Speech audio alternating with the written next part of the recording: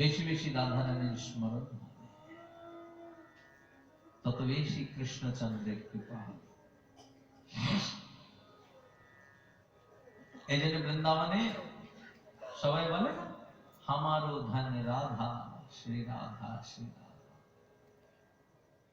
অন্যান্য জগতে সবার অনেক ধন সম্পদ আছে, বাড়ি আছে, গাড়ি আছে, টাকা পয়সা সবই আছে। বৃন্দাবনে সবাই তো রাধা রানী সবকিছু, রাধা ধনী ধনী। দেখবেন আজও ব্রজবাসীদের বাড়িতে আড়ম্বর কিছু নাই। বাইরে থেকে যদিও বাড়ি একটু আজকাল ফ্যাশনেবল, দু চারটা টাইলস মার্বেল টার্বেল বসে গেছে ঘরে অনেকেরই, কিন্তু ভেতরে ঢুকে দেখবেন কোথায় যে খাট, কোথায় আলমারি, কিছুই দেখা যায় না। বাঙালির ঘরে, অন্তত বাঙালির কুড়ে ঘরেও যত জিনিস আছে, ব্রজবাসীদের সম্ভ্রান্ত ব্রজবাসীর ঘরে গিয়েও বুঝি এত খাট, আলমারি, ড্রেসিং টেবিল, সোফা, অমুক তমুক এগুলো নেই। ব্রজবাসীর ঘরে গেলে তো ওই বসতে দেওয়ার খাটিয়া আসা, ওখানেই বসো, ওখানেই শো, খাটিয়া তো আছে। আর জিনিসপত্র যে কোথায় রাখে ভগবান জানে। আমি তো ব্রজবাসীদের বাড়ি থেকে একটা আলনাও ঠিকঠাক দেখতে পাই না। ও কাপড় চোপড়ি বা থাকে কোথায় কে জানে। আবার বিভিন্ন সময় নানা রকমের কাপড় পরে ঘুরে বেড়ায়, এই এক রহস্য। কিছু নাই, তেমন কিছু নাই।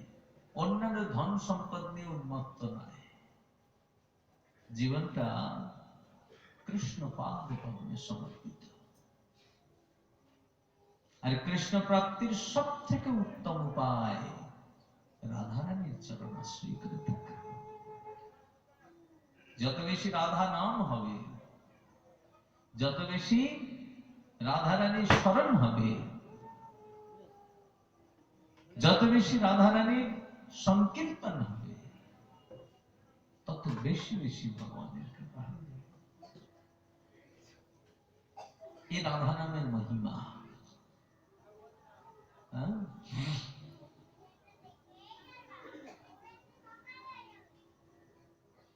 তো চলুন আমরা একটু রাধা নাম করি, সামান্য একটু করি, রাধে রাধে করি। শ্রী রাধে জগৎ हमारो धन राधा, श्री राधा श्री राधा। हमारो धन राधा, श्री राधा श्री राधा। हमारो धन राधा, श्री राधा श्री राधा। हमारो धन राधा राधा राधा राधा राधा। हमारो धन राधा राधा राधा राधा राधा।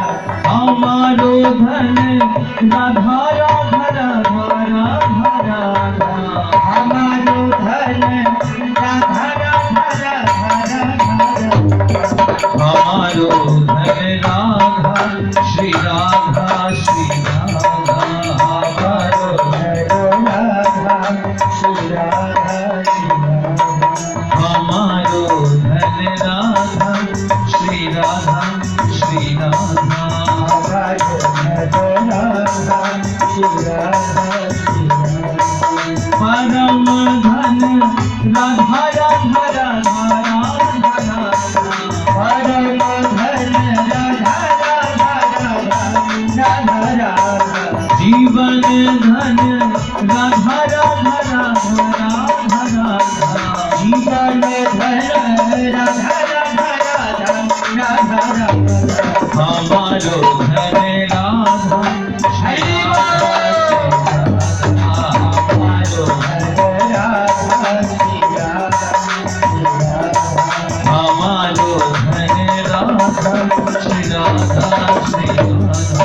हमारो धन राधा, श्री राधा श्री राधा। हरि बोल, दो हाथ तुले। श्री राधे जय हो।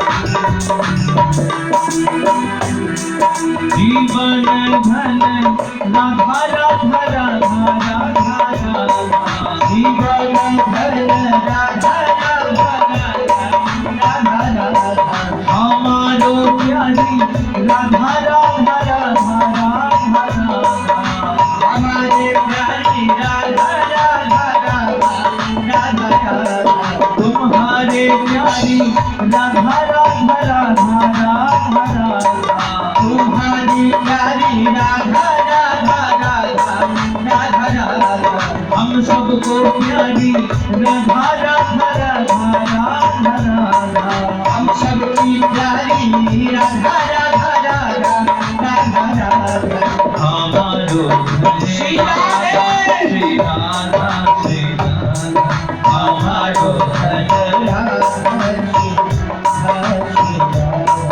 हमारो धन राधा राधा राधा राधा हमारो धन राधा राधा राधा राधा जीवन धन राधा राधा राधा राधा जीवन धन राधा राधा राधा राधा हमारो राधा श्री राधा श्री राधा हमारो हमारो धन राधा श्री राधा श्री राधा हमारो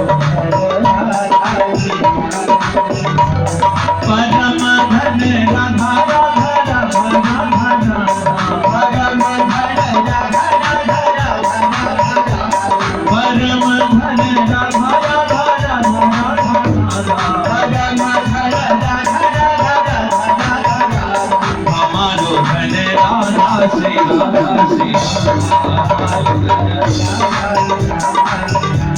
हमारो धन राधा श्री राधा श्री हमारो धन राधा श्री राधा श्री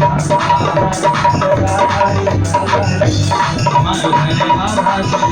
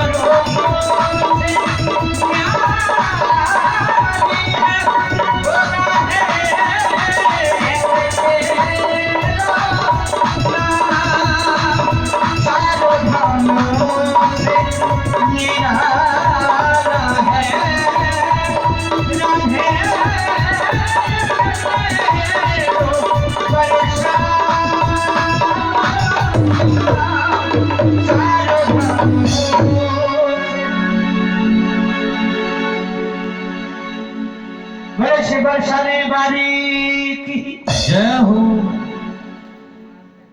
सीधा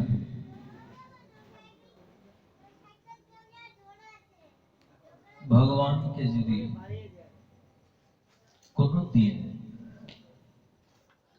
মধুর ভাবে আস্বাদন করবার সামান্যতম ইচ্ছা হয়, প্রেম সহকারে বাস শুধু বৃন্দাবনের স্মৃতি নিয়ে রাধে রাধে রাধে রাধে বলতে থাকো। রাধারানী যদি কৃপা করেন সাক্ষাৎ শ্যাম সুন্দর হয়ে যাবে। এই জন্য ঠাকুর মহাশয় বলছেন, জয় জয় রাধা নাম বৃন্দাবন ধাম, কৃষ্ণ সুখ বিলাসের নিধি।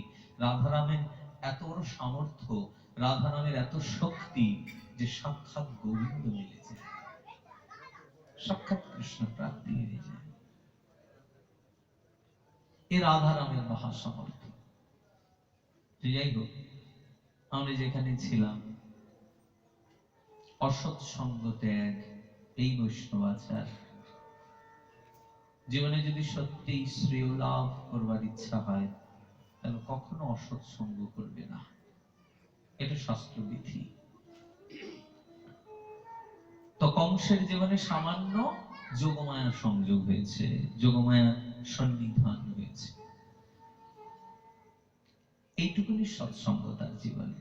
যোগমায়াকে, যোগমায়া চিৎ শক্তি, নিত্য শুদ্ধা পরিণতি, যার শক্তি লোকে দেখাইবে। তাই যোগমায়ার প্রভাবে কংসের মনটা একটু পরিবর্তন হলো। আহারে, সত্যি সত্যি তো দেবকীর 6টা ছেলেকে আমি মেরে ফেললাম, আমার মতো বদমাশ এই জগতে হয় না। মনের মধ্যে ধিক্কার উৎপন্ন হলো। আত্মগ্লানিতে দেবকী বসুদেবের বন্ধন মোচন করলেন, মোচন করে প্রার্থনা করলেন, ও দেবকী, ও বসুদেব, তোমরা কেউ আমার দোষ নিও না গো, কেউ ভেবো না তোমাদের পুত্রের মৃত্যুর কারণ আমি। আসলে কি জানো তো, কালই সবার জন্ম মৃত্যু নির্ধারণ করে থাকে। হয়তো তোমাদের পুত্রদের মৃত্যু যোগ এমন ছিল, যার ফলে আমি কালের বশীভূত হয়ে এমন অন্যায় কাজ করেছি। দেবকী বসুদেব ভাবছেন, বাবারে বাবা, কংস আজকাল এত ধর্মের কথা বলছে, কিন্তু খলের মুখে এমন ধর্ম কথা তো ভালো শোনা যায় না, কারণ খলের চরিত্র তো পরিবর্তনশীল, যে কোনো মুহূর্তে না জানি কি হয়ে যাবে। হলো তাই। চানুর মুষ্টিকাদি কংস পরিবারেরা এসে বলেন, মহারাজ, ইস, লজ্জায় আমাদের মাথা কাটা পড়লো যে, ছি ছি ছি ছি ছি। শেষ পর্যন্ত দেবকী বসুদেবের সামনে আপনি হাত জোড় করবে, এদিন আমাদের দেখতে হলো। হ্যাঁ, আমরা কি মরে গেছি বলুন তো মহারাজ? আরে, আপনার ধনুকের টঙ্কারে ইন্দ্রের সিংহাসন কেঁপে ওঠে, আর দেবকী বসুদেব কোন ছাড়। মানলাম দেবী বলেছেন আপনার শত্রুরূপী ভগবান বিষ্ণু দেবকী গর্ভে জন্মেছেন, তাতে কি যায় আসে? সে তো এখন সদ্যজাত বালক ছাড়ার কিছু নয়। সদ্যজাত বালকের এমন কি ক্ষমতা আছে? প্রয়োজনে আমরা আমাদের জান প্রাণ সব লাগিয়ে দেব ওই সদ্যজাত দেবকী নন্দনকে বধ করবার জন্য। আপনি বিশ্বাস করেন না আমাদের? কংসের আবার অসৎসঙ্গ প্রাপ্তি, সৎসঙ্গের প্রভাব উবে চলে গেল কর্পূরের মতো। কংস আবার যেখানে ছিলেন সেখানে ফিরে এলেন। তাই তো দেবকী বসুদেবের সামনে আমি হাত জোড় করছি, তো সঙ্গে সঙ্গে আবার দেবকী বসুদেবকে শৃঙ্খলাবদ্ধ করলেন, বেরিয়ে এলেন, এসে মন্ত্রীদের সঙ্গে পরামর্শ করলেন, বলো তো তোমরা কি করতে পারো? মহারাজ, দেবী বলেছেন আপনার শত্রু গোকুলে বাড়ছে, তো শুধু গোকুল নয়, প্রয়োজনে আমরা সারা ভারতবর্ষের যত নবজাতক আছে সব মেরে ফেলব, একটাকেও বাঁচতে দেব না। তবে আপনি স্বয়ং যদি সৈন্য সামন্ত নিয়ে গিয়ে মেরে ফেলেন, তাহলে প্রজাদ্রোহ হবে না? তা একটা কৌশল করব, যাতে সাপও মরবে, লাঠিও ভাঙবে না। এ তো রাজনীতি। বলে তাহলে কি করব? বলে একজন আছে আমাদের খুব বিশ্বস্ত, এই কাজে খুব পটু, তাকে পাঠাবো। লোকে ভাববে দৈব দুর্ঘটনা, রাক্ষসের আক্রমণ, কিন্তু আপনি যে ওই রাক্ষসদের সব কার্য সিদ্ধি করলেন, এটাকে বুঝতে পারবে না, তাতে কার্য সিদ্ধ হয়ে যাবে, আবার আপনার গায়ে কোনো দোষও আসবে না। বাহ, কে সে? বলে, আছে আমাদের খুব প্রিয়জন, এর নাম পুতনা। ডাকলেন পুতনাকে, পারবে? পুতনা রাজি হয়ে গেলেন। এবার পুতনা গোকুল অভিমুখে যাত্রা করলেন। কংসেন প্রহিতা পুতনা বালঘাতিনী শিশুম চশ্চার নিঘ্নন্তি পুরো গ্রাম ব্রজাদিষু। কংস পাঠিয়ে দিলেন ঘোড়া পুতনাকে, যে বালঘাতিনী। এর বিশেষণ দিয়েছেন বালঘাতিনী। বালঘাতিনী মানে বালক দেখলেই যে হত্যা করে। বালক দেখলে তো সচরাচর সবার প্রীতি উৎপন্ন হয় না, ভালোবাসা উৎপন্ন হয়। বালককে তো সবাই ভালোবাসতে চায়, কিন্তু পুতনা এত নিষ্ঠুর, ছোট ছোট বাচ্চা দেখলে ওর মেরে ফেলতে ইচ্ছে করে।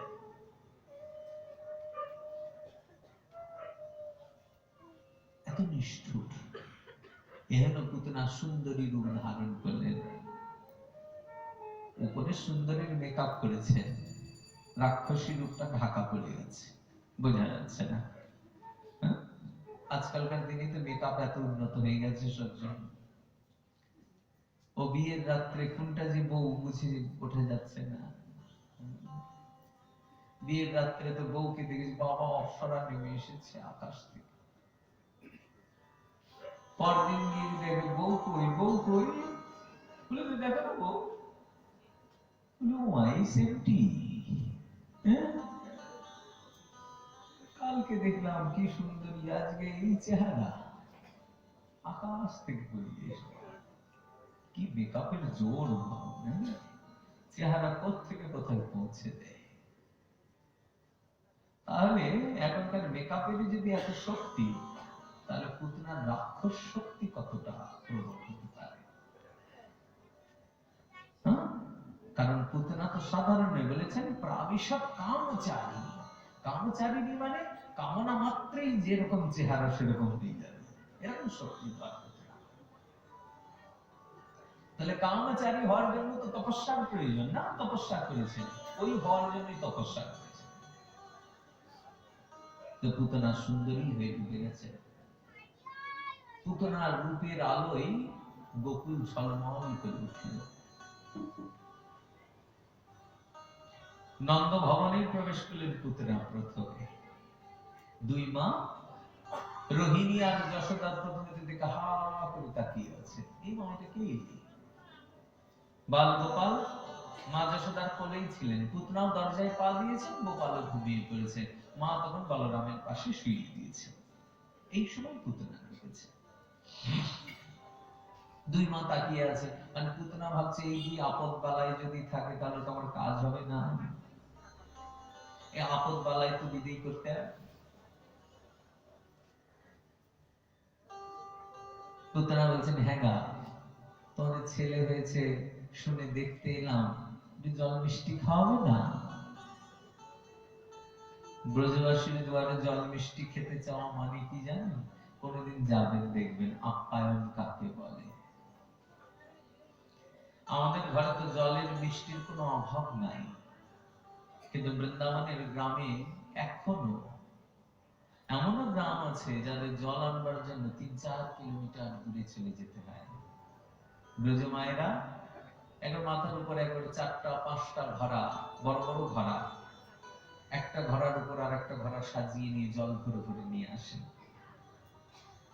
আমাদের বাঙালি মায়েরা যদি এত দূর থেকে জল আনতো না, আর যদি কেউ গিয়ে বলে একটু জল খাওয়াই বা, চলে যাও না, কত দূর খেয়ে নিয়ে এসে যাও, গিয়া খাইতে পারো না, এখানে ব্যঞ্জন পাবে, মুখ ঝামটা দিয়ে। আর বৃন্দাবনে তা নয়।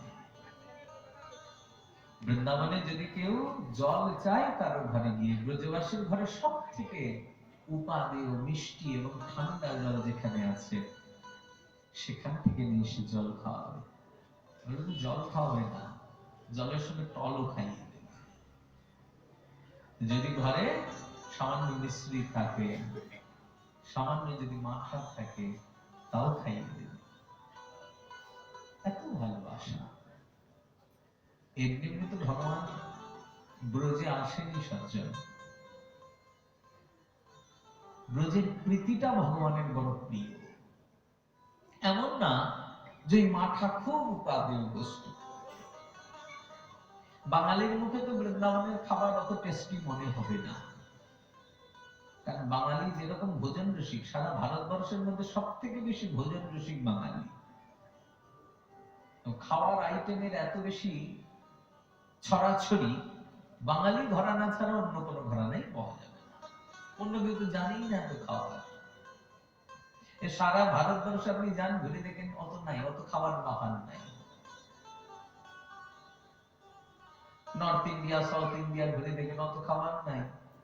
আর বাঙালি যদি বলেন শাকই আপনাকে 50 পদের রান্না করে দেবে। শাক আছে, কি শাক নাই? বাঙালি চাইলে দুব্ব ঘাসটাকেও শাক বানিয়ে ভেজে দিতে পারে, অসুবিধা নেই, ও উপাদেয় হয়ে যাবে। এত রান্নার পরিপাটি। এই জন্য আমি মাঝে মাঝে ভাবি, জানেন, ভগবান সব জায়গায় তো খেয়ে খেয়ে দেখলে সারা মূল্য কত ভোগ লাগে ঠাকুরের, কত খাওয়া দাওয়ার ছাড়াছাড়ি। এক নীলাচলে কতবার খাওয়া না, জগন্নাথের হাতের জল না শুকোতেই আবার ভোগ, এত খাওয়ার ছাড়াছাড়ি। খেয়ে দেখবে বাঙালি তো পোষাই না। আনন্দবাজারে কোনোদিন প্রসাদ পাওয়ার ছিটিটা দেখবেন, ওর মধ্যে যেই দেখবেন সর্ষের তেল আর লঙ্কা নিয়ে কেউ গেছে, তার মানে বোঝা একটু বাঙালি গেছে। কারণ বাঙালি মাত্র তো এই বুদ্ধি ছাড়া উপায় নাই। ও যতই জগন্নাথের মহাপ্রসাদ গলা দিয়ে নামে না। অনেকে অবশ্য ভক্তি ভাবে বলে জগন্নাথের প্রসাদ বেশি খাওয়াই যায় না, একটু খাইতে পেট ভইরা যায়, পেট ভরে না, গলা দিয়ে নামে না। কারণ বাঙালি যেরকম বাঙালি খাবার খায়, ওই খাবার তো আর ওখানে প্রাপ্তি হয় না। যত মহাপ্রসাদ উপাদেয় বস্তু, মহাপ্রসাদের মাহাত্ম শুনে দুটো তো সম্মান রাখতে হয় বাঙালি। কিন্তু পরে খেতে নিয়ে 2 থেকে 4 গ্লাস, তারপর গলা দিয়ে নামছে না, পেট ভরে গেছে। পেট ভরেনি, খানিক বাদে তো খিদে পায়, তারপর পেট ভরেনি। তো ভগবান এত খেলেন সারা জগতে, ভগবানেরও বোধহয় সারা জগতে খেয়ে পেট ভরে নাই। তাই সবার শেষে ভগবান বাঙালির ঘরে এসেছে। কারণ বাঙালির হাতে রাস্তার সাধারণ কচু, তাই এত উপাদেয় হয়ে যায়। আর উপাদেয় বস্তু কেমন হয়? হ্যাঁ, মহাপ্রভু যখন ভোজন বিলাস করেছেন, এক একটা শাকের মহিমা বলছেন না, এক একটা শাকের কি কি মহিমা প্রভু নিজের মুখে ব্যক্ত করেছেন, আর শাক খাচ্ছে। কচুর যখন মহিমা বলছেন, বাপরে কচুর কি প্রশংসা, প্রভুর নিজের মুখে সুখ্যাতি। দেখতে সামান্য সামান্য বিরাট বস্তু। আর বৃন্দাবনে সেই তুলনায় যদি আপনি যান, ও 56 ভোগ মানে ব্রজবাসীর 56 ভোগ। ও দেখবেন ওই এক আটার ডেলা, ওই এক এই সেই, ওগুলো দিয়ে ভর্তি হয়ে আছে। রান্নার তো রকমারিতা নাই, কি করবে? ওই এক দুধের কিছু জিনিস, এক রাবড়ি টাবড়ি, হেনা তেনা, এই হাওয়া যাওয়া, ব্যাস। আর বাঙালি যদি পকোড়া ভাজতে দেওয়া হয় না বাঙালিকে, বাঙালি তো 100 পদের পকোড়ায় ভেজে দিতে পারে। হ্যাঁ, সব কিছু পকোড়া হয়। কিসের পকোড়া হয় না? ওরে শিউলি পাতা থেকে শুরু করে নিম পাতারও পকোড়া, সব পকোড়া। এত পকোড়া করে দেওয়া হবে ভগবানের জন্য, কি অসুবিধা আছে? বলে এইরকম পরিপাটি অন্য কেউ জানে না। এই জন্য ব্রজবাসীর ঘরে বিশেষ খাবারের ছটা নাই। ব্রজবাসীর ঘরে তো আছে এক বাজরার রুটি, মোটা মোটা রুটি হয়। বাঙালির মুখে তো ওটা উপাদেয় মনে হয় না।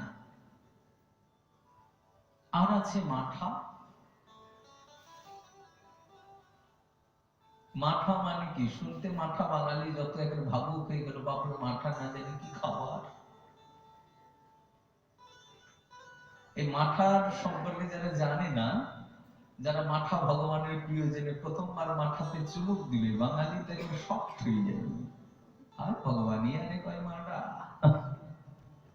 ও মাথা হয়ে গেছে, দূর, ভালো লাগবে না। কিন্তু তবুও সত্য কথা কি জানেন? ভগবান এই মাঠা খাওয়ার জন্য গোপীদের পেছন পেছন ছুটেছে। এই মাঠার মহিমায় খেতে নাই বা হলো স্বাদ, হলুদ বা বাজরার রুটি, কিন্তু আমার ঠাকুর ওই বাজরার রুটি খেয়েছেন ছুটে ছুটে। তাই বৃন্দাবনে যদি কখনো যাওয়া হয় আর কোন শুদ্ধ ব্রজবাসীর ঘরে যদি একটু মাঠা বাজরার রুটি যদি কোনোদিন মিলে যায়, যেমন সৌভাগ্য হয়ে গেল। ঠাকুর নিজে তার উপাদেয় বস্তু আমার মতো হতভাগ্য জীবকে আস্বাদন করালেন। ঠাকুর খেয়েছেন, আমি কোথাকার কে? গুরু বিচার করি। আজকাল যেমন আমরা ঠাকুরের ভোগের জন্য তো অনেক ছড়াছড়ি ব্যবস্থা করেছি, কত কিছু মডার্নাইজেশন হয়ে গেছে ঠাকুরের ভোগেও।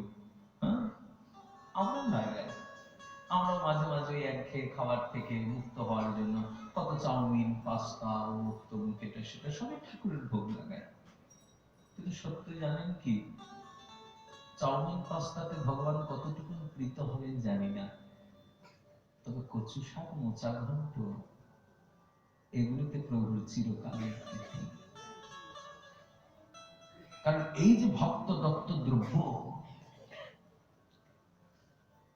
ভক্ত ভাবুক হয়ে ভগবানকে যা দিয়েছেন, ভগবান তাতে যত প্রীত হন, তার থেকে বহু উপাদেয় হোক না কেন, আরো বেশি ভোগ্য বস্তু হোক না কেন, সে স্বর্গের বস্তু হোক না কেন, অমৃতই হোক না কেন, তাতেও ভগবানের ততটা প্রীতি হয় না। এই জন্য গীতায় ভগবান বলেন, পত্রং পুষ্পং ফলং তয়ং ইয়ো মে ভক্ত প্রয়চ্ছতি। ভগবানকে দেওয়ার জন্য উপাদেয় হতে হবে না। সনাতন গোস্বামী তো আনা খাইয়েছে। আনা মানে বোঝেন তো? আটার ডালা করে পোড়া দিয়েছে। এটা পাত্র নাই তো যে সেখানে সেটা সেকবে বা রান্না করবে। একটু লবণও নাই ঘরে যে নুন মাখিয়ে ঠাকুরকে খাওয়াবে। শুধু আটা পোড়া। ঠাকুর আটা পোড়া খেতে খেতেই সামনে প্রকট হয়ে গেলেন। সনাতন রে, শুধু আটা পোড়া খাওয়াস? আমি তো খাই, তো চিনি না দে, একটু লবণ তো দিবি। সনাতন যেন গর্জে উঠলেন, বলে, যখন চিনি কেন, ঘি মাখন দেওয়ার যোগ্যতা ছিল তখন তো খেতে আসনি। ওখান থেকে টেনে নিয়ে এসে গাছতলায় বাস দিলে, ভিখারি করলে, তোমার জন্য ভিক্ষে করে নিয়ে আসি, তবু বুঝি পেট ভরে না? এখন আমার লবণ চাই, কাল বলবে চিনি চাই, পরশু বলবে মাখন চাই,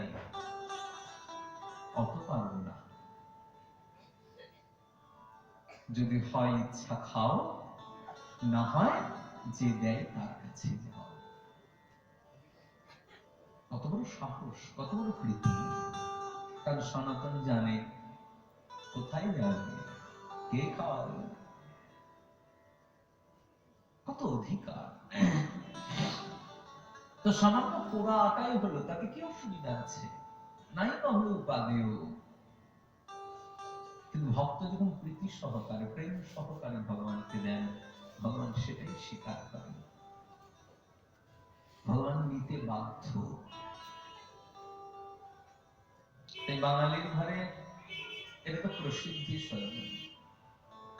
বাঙালির এমন এমন কিছু পদ আছে যেটা সারা ভারতবর্ষে কেউ করতে পারে না। এই বলো না, কচু শাক, মোচা ঘন্ট, এগুলো সব বাঙালির নিজস্ব ঘরানার রান্না। ভারতের আপনি অন্যান্য যে কোনো জায়গায় যান, নন বেঙ্গলি কেউ কোনোদিন কচু শাক রান্না করতে পারে না। আজকাল শিখেছে বিভিন্ন ভাবে, কিন্তু বাঙালির হাতের মতো চমৎকারিত্ব তাদের হাতে হয় না। শুক্তো বাঙালির নিজস্ব রান্না। শত চেষ্টা করুক, বাঙালি ছাড়া অবাঙালি কেউ শুক্তো রান্না করতে ভালো জানে না। এই যে লাফরা, মানে যেটাকে আমরা ঘ্যাঁট বলে থাকি, ঘন্ট, যাই হোক, এই বাঙালির নিজস্ব রান্না। নন বেঙ্গলি সমাজে ওই রকম যদি সবজি ওরা রান্না করতে চায়, হয় না। বৃন্দাবনের মোটা শাক আর বাংলার ঘন্ট, ঘ্যাঁট, দুটোর মধ্যে অনেক তফাৎ, দুটো স্বাদেরও অনেক পার্থক্য। নিজস্ব।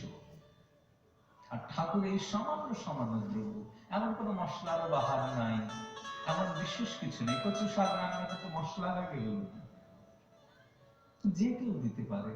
এই জন্য তো মহাপ্রভু কাঙালের ঠাকুর, সবার ঘরে খেতে পারে, যে কেউ দিতে পারে। ঠাকুরকে ভোগ লাগাবে, তার জন্য বহু উপাচার দরকার নেই, দুটো কচুই হোক না কেন। শ্রী গৌর কিশোর দাস বাবা যখন নবদ্বীপে এসে বাস করলেন, তখন প্রথমত তো তিনি মাধুকরী করতেন, মাধুকরী করতে যেতেন। তো নবদ্বীপবাসী তো প্রায় কৌতুকী, সাধুদের প্রতি তো অতটা নিষ্ঠা শ্রদ্ধা বরাবরই তেমন কম। নবদ্বীপ আর বৃন্দাবনের এই বড় ফারাক। তো কোন কৌতুকী নবদ্বীপবাসী বাবার ভিক্ষা পাত্রের মধ্যে অভক্ষ বস্তু দিয়ে দিলেন। বাবার ভিক্ষা পাত্র নষ্ট হয়ে গেল, অশুদ্ধ হয়ে গেল, পরিত্যাগ করলেন ভিক্ষা পাত্র। এরপর থেকে বাবা কর পাত্র হলেন, হাতে করে ভিক্ষা করতেন, ওই হাতেই ভোগ লাগাতেন, লাগিয়ে প্রসাদ করতেন।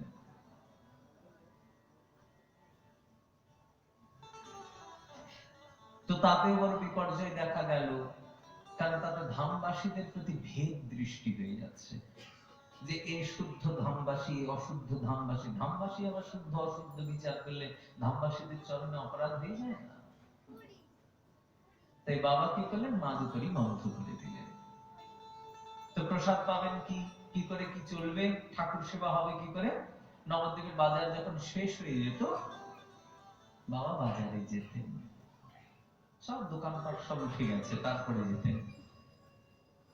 ওই রকম শুনশান বাজারে গিয়ে যদি দুই একটা সবজি টবজি পড়ে থাকতো, ওই সময় পড়ে থাকা সবজি মানে তো যেগুলো পোকা লাগা, নষ্ট হয়ে যাওয়া, আধা পচা, এরকম যেগুলো পড়ে থাকতো, বাবা সেগুলো কুড়িয়ে নিয়ে এসে ঠাকুরের ভোগ লাগাতেন। তো একদিন বাবা গেলেন, একটা কানা বেগুন পেলেন। বেলা চলে গেছে প্রায়, রান্না করার সময় নাই। কানা বেগুনের পোকা অংশটা বাদ দিলেন, বাকি অংশটা সুন্দর করে আমানি করে গঙ্গা জলে ধুয়ে একটা পাতা পরিষ্কার করে সেই পাতার মধ্যে রাখলেন, পাতার দোনাতে গঙ্গা জল দিলেন, তুলসী দিলেন, দিয়ে গৌরাঙ্গায় নমঃ বলে গৌরকে সমর্পণ করলেন। বাবা বাইরে বসে থেকে তো ভজপতি উদ্ধারণ শ্রী গৌর হরি কীর্তন শুরু করলেন। কীর্তনে তো মিষ্টান্ন, পক্কান্ন, 11 কচু শাক, মোচা ঘন্ট, পঞ্চ ভাজা, কত কিছু খাইয়ে দিলেন ঠাকুরকে। কিন্তু ভোগ লেগেছে তো কান্না বেগুন। ঠাকুরের ভোগ হলো, বিশ্রাম হলো, ভগবানের বিশ্রাম হতে বাবা প্রসাদ পেতে বসেছেন। কি প্রসাদ পাবেন? কানা বেগুন ভোগ লাগিয়েছে, তো কানা বেগুনই খেতে হয়। বাবা প্রসাদের থালি নিয়ে বসলেন। ললিতা দাসী মাতা বর্ণনা করেছেন, বাবা এক একটা করে কানা বেগুন মুখে পড়ছেন, আর তার মুখ দিয়ে এমন আনন্দের ছটা বেরোচ্ছে, মনে হচ্ছে তিনি যেন সত্যি অমৃত পাচ্ছেন। সত্যি মনে হচ্ছে যেন তিনি সেই মিষ্টান্ন, পক্কান্ন আদি বহুবিধ উপাচার ভোজন করছেন। এত প্রশান্তি, কোন রকমের দুঃখ, কোন রকমের ক্ষোভ নাই। ভক্ততে এমন হয়, ভক্তের ভাব এমন হয়। তো দ্রব্যে কিছু যায় আসে না। প্রেমবান ভক্ত প্রেম সহকারে কি দিলেন সেটা বড় কথা। বাবার জীবনীতে এমন দেখা যায়, কোনো দিন দেখা গেল বাবা রানীর চড়াতে থাকতেন তো, কোনোদিন দেখা গেল একেবারে বসন ভূষণ কিছুই নাই, গলার মালাটাও পর্যন্ত দেখা যাচ্ছে না। মানে এমন বিরহের জ্বালায় যখন নিজের বুক আছড়ে আছড়ে ফেলতেন। কোথায় বসন ভূষণ ছেড়ে চলে গেছে, কিছু নাই। চলছেন গঙ্গার চড়া দিয়ে হঠাৎ মনে হলো বাচ্চদশা ফিরে পেলেন, দেখলেন উমা নিরাভরণ হয়ে আছে। শ্মশানের পাশে দিয়ে যেতেই হয়তো দেখলেন মৃতদেহের কাপড় পরে আছে, ওটাই গঙ্গা জলে ধুয়ে নিয়ে পড়ে চলে গেলেন। সাধুদের তো অত কিছু প্রয়োজন নাই, ভাগবতের প্রথমে তো তাই বলেছেন। যদি গাছের গলকল ছাল দিয়ে লজ্জা নিবারণ হয়, তাহলে বহুমূল্য দামি দামি বস্ত্র পরার ইচ্ছা কেন হবে ভক্তের?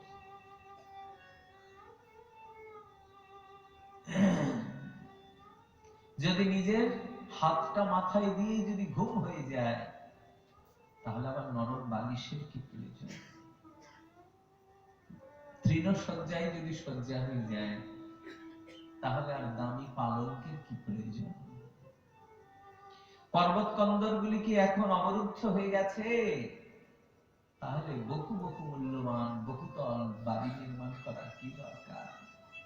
পর্বত কন্দরাই তো বসে থেকে ভজনের একটা জীবন তো চলেই যায়। হ্যাঁ, পাখিরা দেখো না, যতবার বাচ্চা দেয় ততবার নতুন করে বাসা বনে। এক জীবন কতবার বাসা মানে, কতবার বাসা ভেঙে যায়, তবুও বলে। আমার তো এক জীবন নয়, জন্ম জন্মান্তর কতবারই ভাঙা করার খেলা খেলেছি, কতজনের সঙ্গে ঘর করলাম, কারোর সঙ্গে ঘর টিকলো, তবু তো ঘর করার স্বপ্ন গেল না। আবার নতুন করে ঘর বাঁধি, কি প্রয়োজন? একটা জন্ম না হয় পর্বত কন্দরে থেকে যাও। বৃক্ষতল কি আর ছায়া দেয় না? গাছগুলো কি শুকিয়ে গেছে? ফলমূল পাতা কিছু দেয় না? তা খেয়ে যদি জীবন যাপন হয়, তাহলে দামি দামি উত্তম ভোজনের চিন্তা কেন করবে? আর সাধু যদি এগুলোর মোহকে পরিত্যাগ করে দিতে পারে, তাহলে তাকে আর ধনির দরজার করা কেন নাড়তে হবে? ভগবান তো তার জন্য সব দিয়ে দিয়েছে। কি দেয়নি? নদী ভরা জল, চন্দ্র সূর্যের আলো, বৃক্ষে বৃক্ষে তার জন্য ফল মূল কন্দ পত্র, সব তো সাধুদের জন্য উপাচার সাজিয়ে রেখেছেন ভগবান। আর কি চাই? আর তো কিছু প্রয়োজন নাই। প্রয়োজন খালি মনের প্রাণে তাঁর হয়ে যাওয়া। মেরে তো গিরিধারী গোপালা দুসরা না করে। আমার জীবনে একমাত্র গিরিধারী গোপাল, আর দ্বিতীয় যেন কেউ না থাকে, সব বুঝে যাক। কারণ সারাটা জীবন ধরে যত কষ্ট করো, সারাটা জীবন ধরে যত প্রচেষ্টা করো, উপায় তো নাই। আছে কোন উপায়? অন্য কোথাও আশ্রয় পাওয়া যাবে? অন্য কারো কাছে গেলে আমার প্রাণ জুড়াবে? যখন অন্য কোথাও আশ্রয় নিয়ে আমার প্রাণ জুড়াবেই না, তখন অন্য কেন আশ্রয় খুঁজতে যাবে? শুধু তার আশ্রয় গ্রহণ করো, তিনি সব, তিনি শেষ কথা।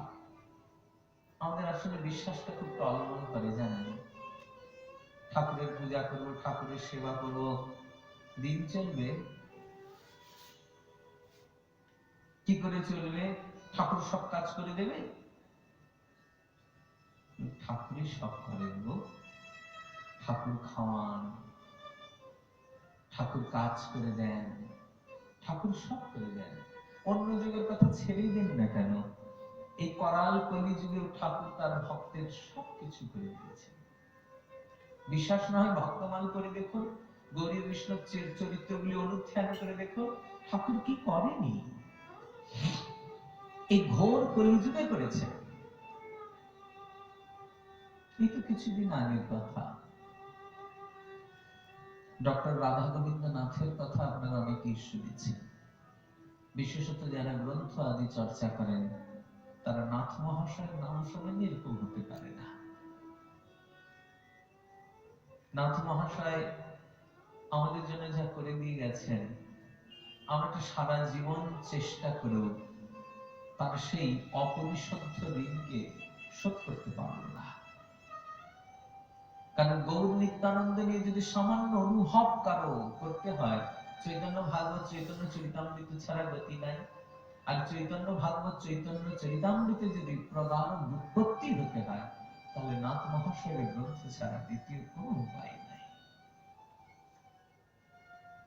কিন্তু কি অদ্ভুত জানেন, নাথ মহাশয় তার জীবনে কোনোদিন সংস্কৃত পড়েননি।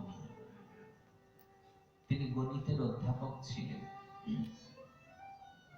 নোয়াখালীর চৌমুহনী কলেজে পড়াতেন। পরবর্তীতে কুমিল্লার ভিক্টোরিয়া কলেজে পড়ান। সেখান থেকে কলকাতার স্কটিশ চার্চ কলেজে এসে অধ্যক্ষ পদে নিযুক্ত হন। তার সাবজেক্ট ছিল ম্যাথমেটিক্স, অঙ্ক। অথচ কি করে এত শাস্ত্র রোমন্থন করলেন, তাতে উপলব্ধি হয় এই নিতাই গৌরাঙ্গের সাক্ষাৎ কর্মা, এছাড়া হয় না। তিনি যখন চৌমুহনী কলেজে পড়াতেন, তখনকার সময়ের একটা ঘটনা, তার জীবনের পরম সৌভাগ্য লাভ হয়েছিল। নবদ্বীপে তিনি নিত্যানন্দ বংশাবতংশ প্রভুপাদ প্রাণ গোপাল গোস্বামীর চরণাশ্রয় করবার সৌভাগ্য পেয়েছিলেন। গুরুদেব এমন সর্বসমর্থ, নিতাই চাঁদের বংশের জন্ত, প্রেমদাতার বংশে আবির্ভূত হয়েছেন, সাক্ষাৎ প্রেমময় বকু ছিলেন গোসাইজি।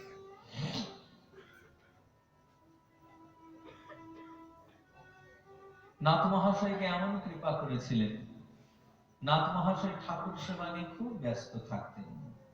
তার সেবিত গিরিধারী ছিলেন, তিনি গিরিধারীকে নিজের হাতে সেবা করতেন। তো প্রায় দিন তখন ব্রিটিশ সরকারের সময় কলেজে যেতে দেরি হয়ে যেত। তো ব্রিটিশদের সময় টাইম টেবিলটা যদি ঠিক না রাখে কেউ, যদি পাঞ্চুয়াল কেউ না হয়, তার চাকরি চলে যেত। কোনো অজুহাত, কোনো ওজোর, কোনো আপত্তি চলত না। তো নাথ মহাশয়কে প্রত্যেক দিনই ক্লাসে যেতে দেরি হয়ে যায়, ক্লাসে যেতে রোজ দেরি হয়ে যায়।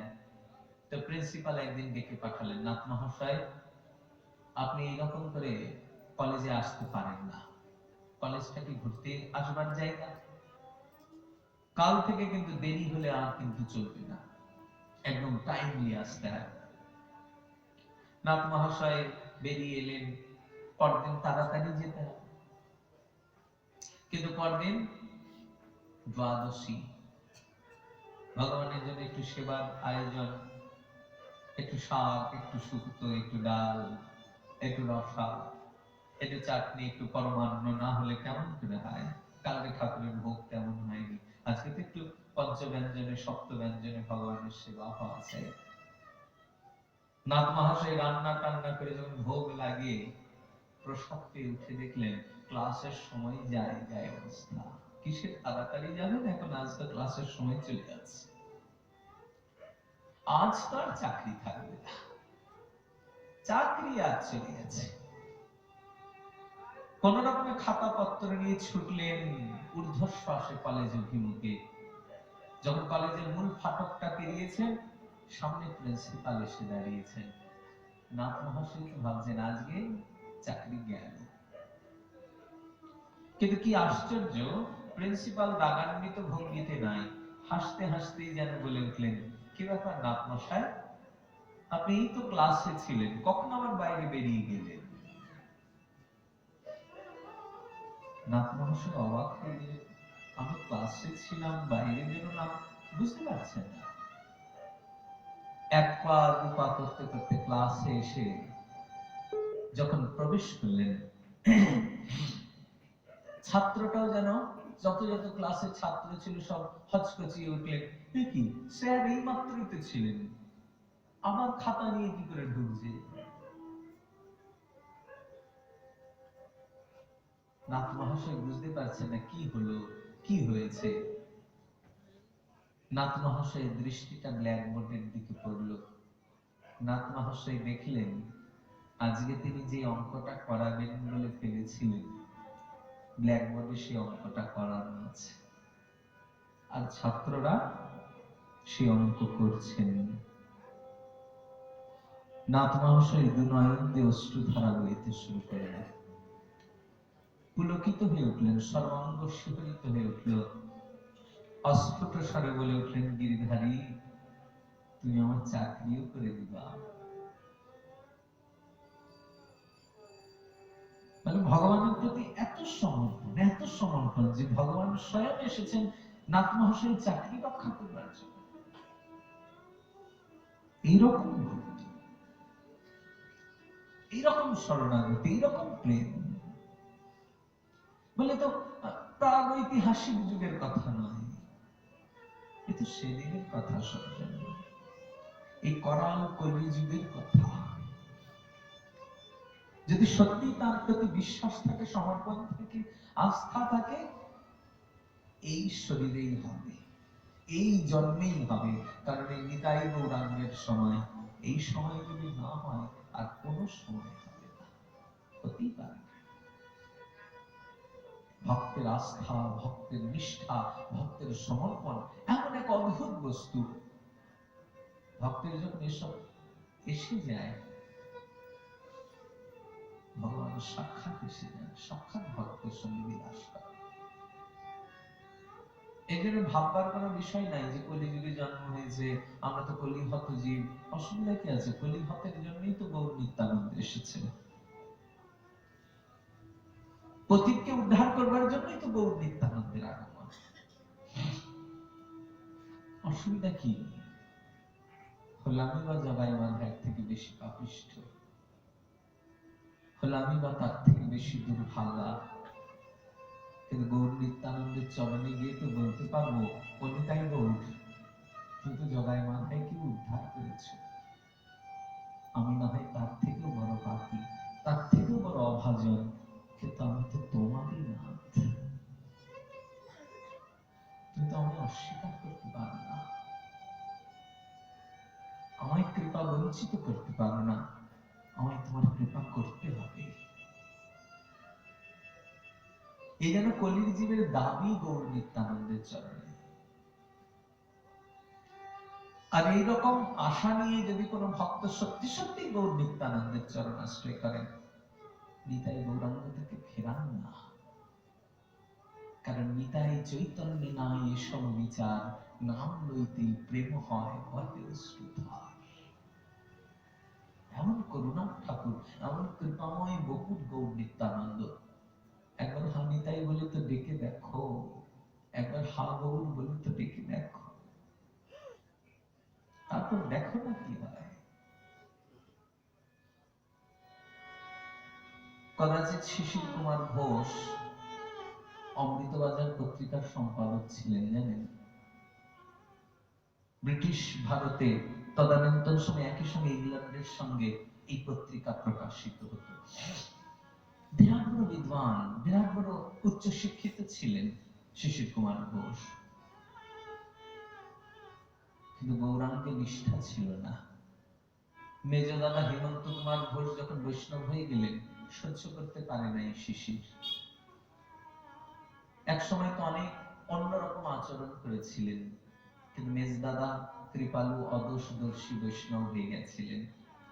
তিনি শুধু বলে গেছিলেন, শিশির, আমার গৌরাঙ্গ অপাত্রকেও পাত্র করে তার প্রেম দিয়েছেন, আর তোমার তো পাত্র আছে, তাই তোমার মধ্যে গৌরাঙ্গের প্রেম নিশ্চিত সঞ্জাত হবে। দাদা লিখলেন, শিশির কুমার কদাচিৎ লিখলেন, দাদা, তোমাদের বৈষ্ণবদের এত প্রেমের ছড়াছড়ি, এই প্রেম কি কোথাও কিনতে পাওয়া যায়? দাদা লিখলেন, হ্যাঁ, 4 আনা দিয়ে বটতলা থেকে প্রেম ভক্তি চন্দ্রিকা নিয়ে এসো, নরোত্তম ঠাকুর মহাশয়ের প্রেম ভক্তি চন্দ্রিকা প্রার্থনা নিয়ে আসবে, প্রেম পেয়ে যাবে। সামান্য ঠাকুর মহাশয়ের প্রেম ভক্তি চন্দ্রিকা প্রার্থনা গীতিকা নিয়ে প্রার্থনার প্রথম লাইন, গৌরাঙ্গ বলিতে হবে পুলক শরীর, হরি হরি বলিতে নয়ন হবে নীর। শিশির কুমার এই গান গাইতে নিয়ে দাদাকে চিঠি লিখলেন, দাদা তোমাদের ঠাকুর মহাশয় ভুল লিখেছেন, আমি অনেক গৌরাঙ্গ গৌরাঙ্গ বলেছি, আমার শরীরে পুলক হয়নি। হরি হরি বলিতে নয়নে ভাবেনি, আমি অনেক হরি নাম করেছি, আমার নয়ন দিয়ে তো কোনো ধারা বয়ে পড়ল না। দাদা লিখলেন, শিশির গৌরাঙ্গ বলতে তোমার পুলক হয় না, তবে কারো হয়। হরি বলতে তোমার নয়নে ধারা বয় না, তবে কারো কারো নয়নে ধারা বয়। আর যাদের হয়, যাদের বয়, তাদের চরণ ধুলি যদি কোনোদিন তোমার মাথায় পড়ে, সেদিন তোমারও হয়ে যাবে। সেদিন থেকে পত্রিকার সম্পাদনা ঘুচে গেল। খুঁজতে শুরু করলেন কে গৌরাঙ্গ বলতে পুলকিত হয় আর কার হরি বলতে নয়ন ধারা হয়ে পড়ে। খুঁজতে খুঁজতে একদিন বৈষ্ণব দর্শন হলো, গাইলেন গৌরাঙ্গ বলিতে হবে পুলক শরীর, হরি হরি বলিতে নয়নে ভাবেনি।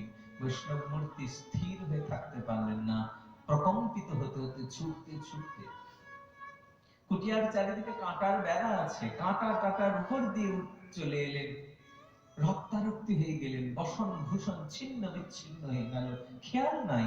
ছুটতে ছুটতে এসে শিশির কুমারকে জড়িয়ে ধরে বলেন, কি ভাই, কে তুমি? আমার জন্ম জন্মান্তরের মিত্র, আমায় গৌর নাম শোনালে, হরি নাম শোনালে। যখনই কৃপা হয়ে গেল, সঙ্গে সঙ্গে শিশির কুমারের দুনয়ন প্লাবিত হয়ে গেল। পত্রিকার সম্পাদনা ঘুচে চলে গেল, সোজা বৃন্দাবন চলে গেলেন। মানস মূর্তি অমিয় গৌরাঙ্গদেবকে স্থাপনা করলেন, তার পাদমূলে সারাটা জীবন কাটিয়ে দিলেন।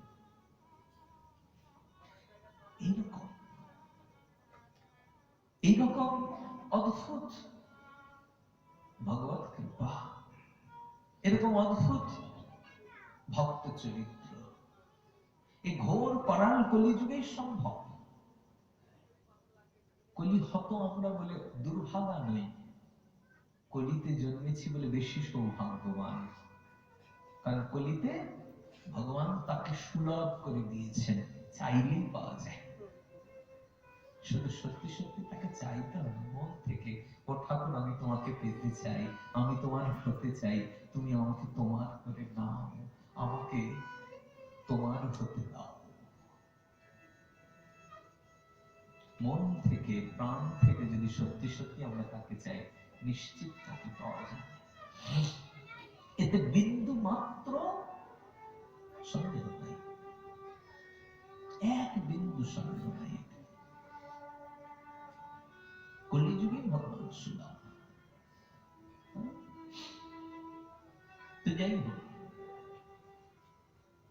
আমরা ছিলাম গোকুলে, গোকুলে ফিরে যায়।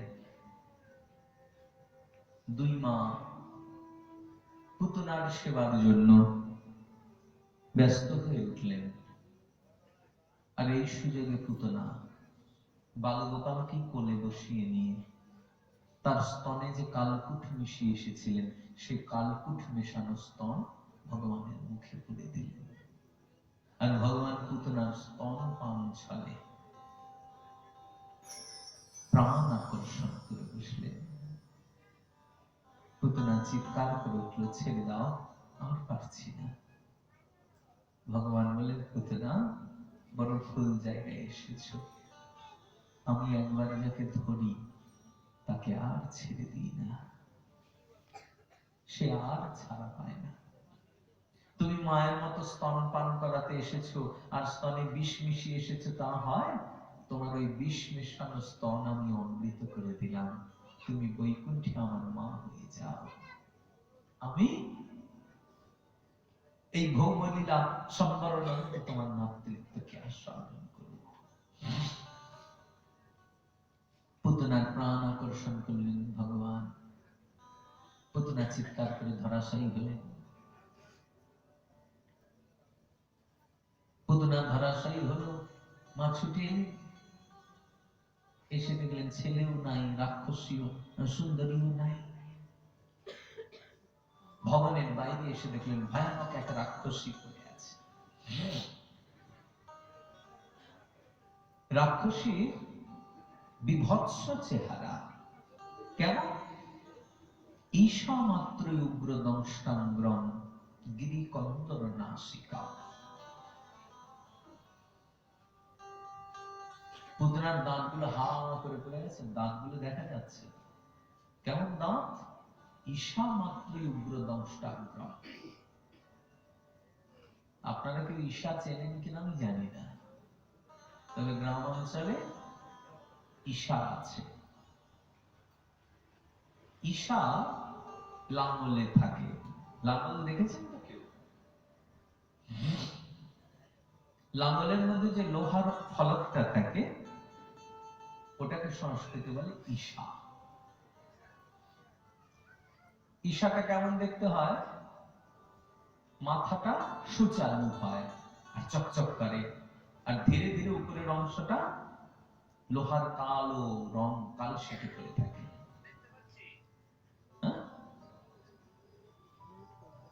এটাকে বলে ঈশা। ঈশা মাত্র উগ্র দ্রষ্টাগ্রম। পুতনার দাঁতটা ওই লাঙ্গলের ঈশার মতো ভয়ঙ্কর। ঈশা মাত্র উগ্র দ্রষ্টাগ্রম গিরিকন্দর নাসিকাম। নাকের দুটো ছিদ্র দেখে যেন মনে হচ্ছে নাকের ছেঁদা নয়, একেবারে পাহাড়ের গুহা বিশেষ।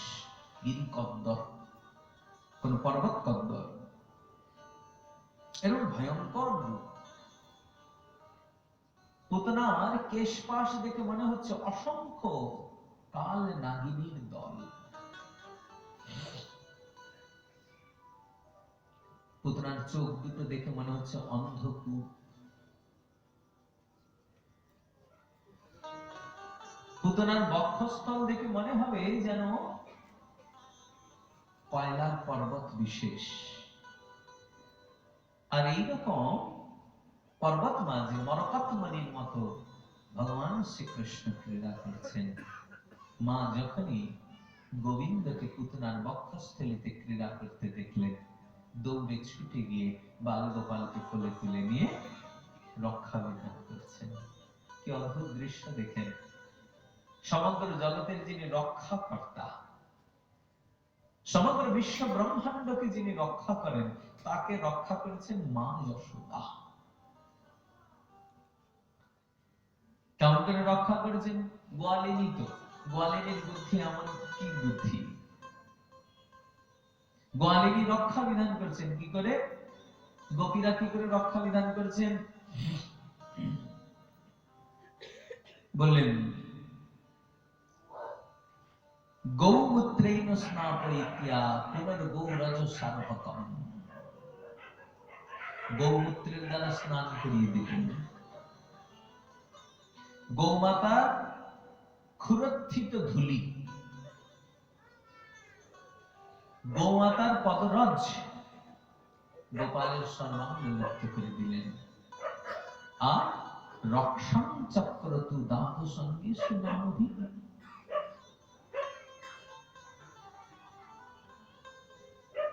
রক্ষা বিধান করছেন কিসের দ্বারা? দ্বাদশ অঙ্গেষু নামভি।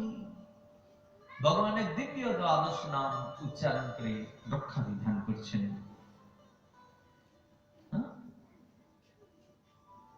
সবাই যতটা পারবেন একটু করে সামনে এগিয়ে আসবেন। সবার কাছে প্রার্থনা, তাহলে পেছনে যারা দাঁড়িয়ে আছেন তারাও বুঝতে পারবেন। যতটা পারবেন সামনে ফাঁকা না রেখে সামনে এগিয়ে আসুন।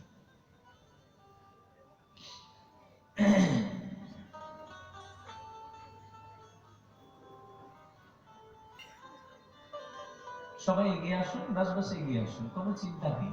এগিয়ে আসুন, সবাই নির্বিঘ্নে এগিয়ে আসুন। পেছনে যারা দাঁড়িয়ে আছেন তারা বুঝতে পারবেন।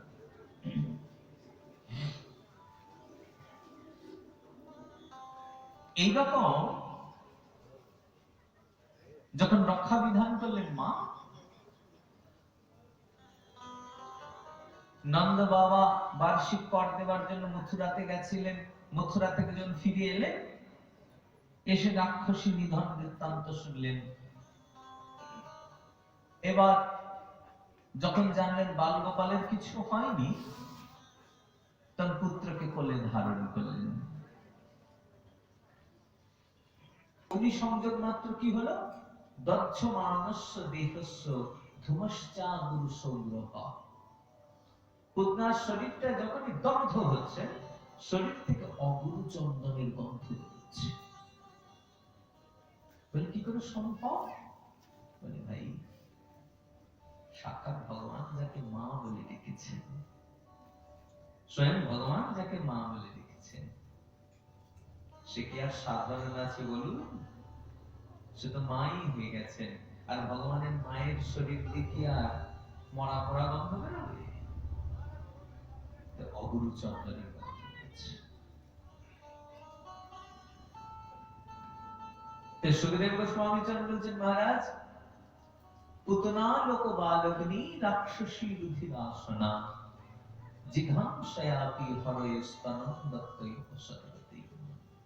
দেখেন, পুতনা রাক্ষসী ছিল, পাপীয়সী ছিল, বালগ্নি ছিলেন, জিঘাংসা করে ভগবানকে স্তন দান করতে এসেছিলেন। কিন্তু ভগবান তাকে দিব্য গতি দিয়ে দিলেন, মাতৃগতি দিয়ে দিলেন।